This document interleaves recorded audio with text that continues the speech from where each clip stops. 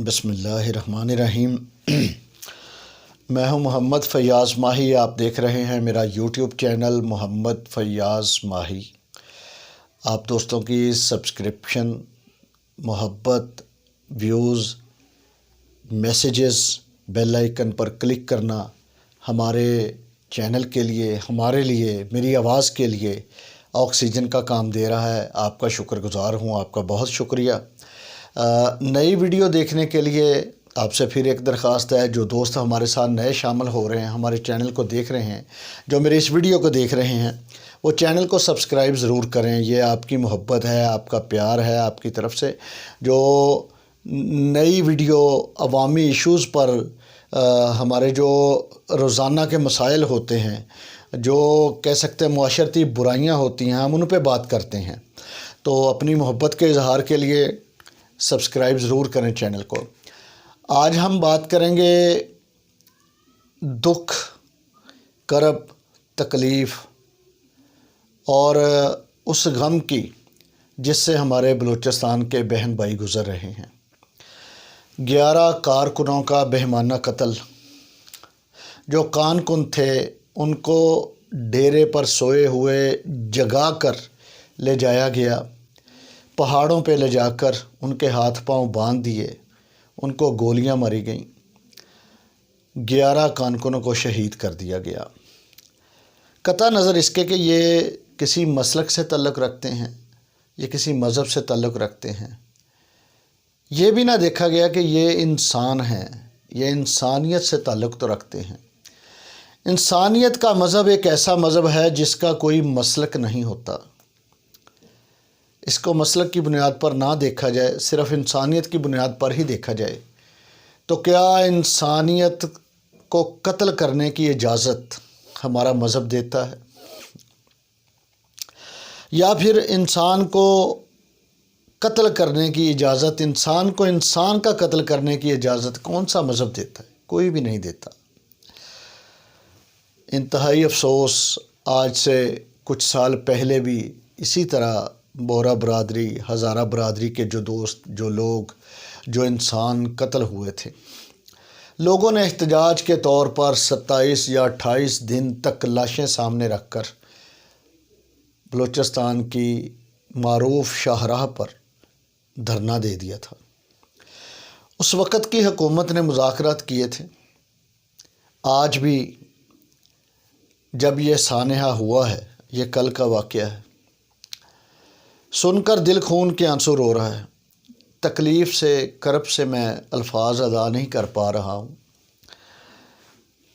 वफाकी हुकूमत की जानिब से, सूबाई हुकूमत की जानिब से उनके जो लवाहिकीन हैं, उनकी अश्कशोई के लिए, उनके आंसू पोंछने के लिए बयानात भी दिए जा रहे हैं जो कि मज़म्मती बयान होते हर हुक्मरान देता है किसी भी सानहा के बाद।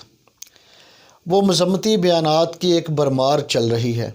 टीवी पर भी देखा जा सकता है, अखबारात में भी पढ़ सकते हैं, सोशल मीडिया पर भी देख सकते हैं, लेकिन होता कुछ नहीं है। एक बहुत ही तकलीफ़ दे छोटी सी एक पोस्ट मेरी नज़रों से गुज़री है। मैं तड़प गया वो, और आपसे बात करने पर मैं मजबूर हो गया हूँ।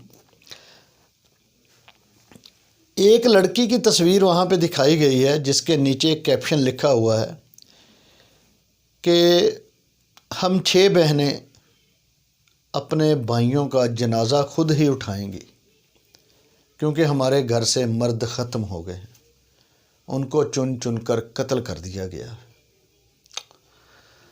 कितनी तकलीफ़, कितनी अज़ियत और कितना दुख इन अल्फाज में है। अगर महसूस किया जाए तो मेरा ख़्याल है कि दिल के अंदर बहने वाले खून के आंसू आँखों के रास्ते बाहर निकल आते हैं। पूरी दुनिया में शोर मच गया, पूरे पाकिस्तान के मीडिया, दुनिया का मीडिया इन बेईमाना कत्लों को दिखा रहा है। शहीद होने वाले पाकिस्तानी, मारने वाले पता नहीं कौन हैं, पाकिस्तानी हैं, अफ़गानी हैं, हिंदुस्तानी हैं, लेकिन जो भी हैं वो हैं तो इंसानियत के कातिल। تب تک کسی کو بھی الزام نہیں دیا جا سکتا جب تک کسی ایک مجرم کی گرفتاری عمل میں نہ لائی جا سکے۔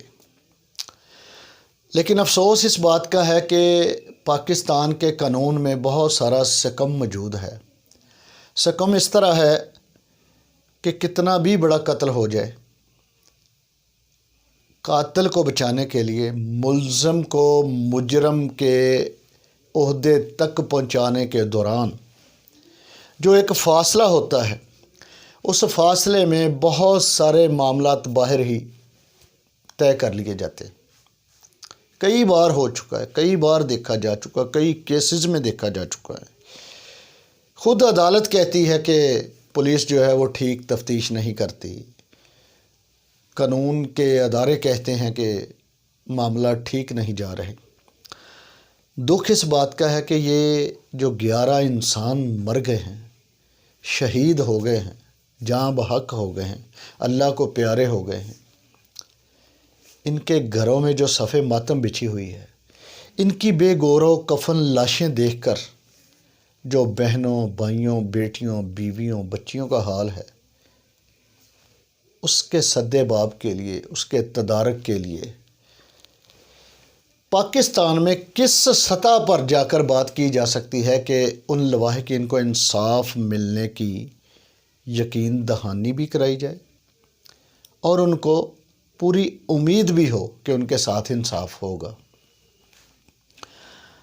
وکلا برادری، بہت سے میرے دوست قابل احترام، کالا کوٹ پہننے والے، قانون کی کتابیں پڑھنے والے، میں ان سے کئی بار پہلے بھی درخواست کر چکا ہوں، اب بھی میں درخواست گزار ہوں کہ سر، کالا کوٹ میرے لیے قابل احترام ہے، کالے کوٹ کو پڑھنے والے، کالے کوٹ کی حرمت کو جاننے والے سبھی دوست میرے لیے قابل احترام ہیں۔ سر، کہ ایسا نہیں ہو سکتا کہ جو انسانیت کے قاتل ہیں ہم ان کا کیس لڑیں ہی نہ؟ اللہ ہمارے رزق کے لیے کوئی اور بندوبست فرما دے۔ ایسا تو ہو سکتا ہے۔ اللہ کی ذات پر ہمیں یقین ہے، اور وہی یقین ہے کہ ہم اللہ کی وحدانیت پر یقین رکھتے ہیں۔ وحدانیت میں سب کچھ آ جاتا ہے۔ وہ پاک ذات ہمیں سب کچھ نوازتی، سب کچھ، ایک سانس کا مول ہم نہیں دے سکتے۔ تو اتنی بڑی انسانیت کے قاتلوں کو ہم عدالتوں سے اپنی دلیلیں دے کر اپنے کاروبار کے لیے، اپنی جیب بھرنے کے لیے، اپنے بچوں کے رزق کے لیے بری کروا دیتے ہیں اور باعزت بری کروا دیتے ہیں۔ سر، کہ ایسا ہو سکتا ہے کہ ہم کسی بھی مجرم کے لیے جو انسانیت کے قاتل ہیں ان کے لیے وکیل نہ بنے؟ درخواست ہے صرف۔ اب آپ کہیں گے کہ روزگار نہیں چلتا، ہم نے پڑھا کس لیے ہے، اتنی تعلیم کس لیے؟ تو جب ہم وحدانیت پر یقین رکھتے ہیں تو اس بات پر بھی یقین رکھیں کہ اللہ تعالیٰ کی پاک ذات کبھی بھی ایک دروازہ پہلے کھولنے سے پہلے پہلا دروازہ بند نہیں کرتے۔ وہ پاک ذات، وہ بڑا بے نیاز ہے۔ اللہ الصمد، اللہ الصمد، اللہ رازق ہے، اللہ رزاق ہے۔ ان لوگوں کو گرفتار کیا جائے، میرا مطالبہ، میری درخواست ہے، اور سر عام پھانسی دی جائے، سر عام پھانسی۔ آج تک میں نے دیکھا ہی نہیں ہے کسی کو پھانسی دیتے ہوئے کہ کوئی پھانسی دی گئی ہو اس طرح۔ یا تو قانون کی ڈکشنریوں میں سے، کتابوں میں سے سزائے موت کا لفظ حذف کر دیں، ختم کر دیں، یا پھر اس پر عمل کرنا شروع کر دیں۔ السلام علیکم۔